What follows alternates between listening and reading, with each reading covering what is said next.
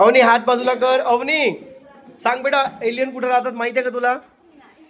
स्वीटी तुला माहित आहे? स्वीटी हसता कशाला?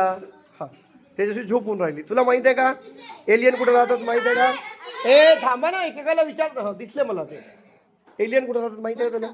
वर्त. वर्त म्हणजे कुठं? आकाशात. आकाशात राहतात. तुला काय वाटते कुठे राहतात एलियन? हा, कोण म्हणला पाण्यामध्ये? पाण्यामध्ये राहतात. बरं, तुला काय वाटते कुठे राहतात एलियन? तू बघितलं एलियन? मंगळ ग्रहावर. बघा त्याचं उत्तर आहे मंगळ ग्रहावर राहतात. तुला काय वाटते कोणत्या ग्रहावर?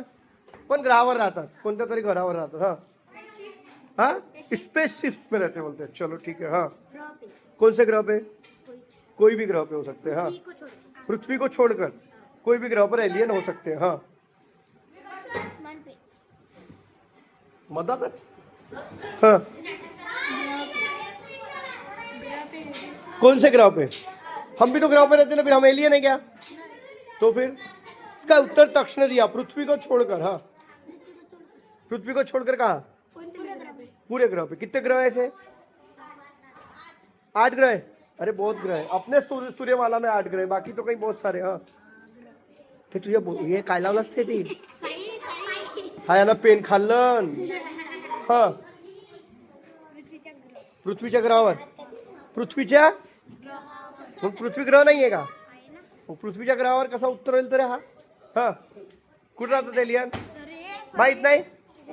कुठे राहतात? हा टेबलच्या खालून निघाला का रे? बरं, तक्षचं उत्तर मला परफेक्ट वाटला. तक्षचं म्हणणं आहे की पृथ्वीला सोडून बाकीच्या ग्रहावर राहणाऱ्या माणसांना, माणूस असतील, कोणी असेल, जीव असेल, त्यांना आपण एलियन म्हणतो. काय म्हणतो? आता लक्षात ठेवा, एलियन म्हणजे पृथ्वी या ग्रहावर नसलेले, पृथ्वी या ग्रहाचे नसलेले बाहेरील जे जीव स्पेसशिप मध्ये बसून पृथ्वीवर येतात त्यांना आपण काय म्हणतो? एलियन म्हणतो.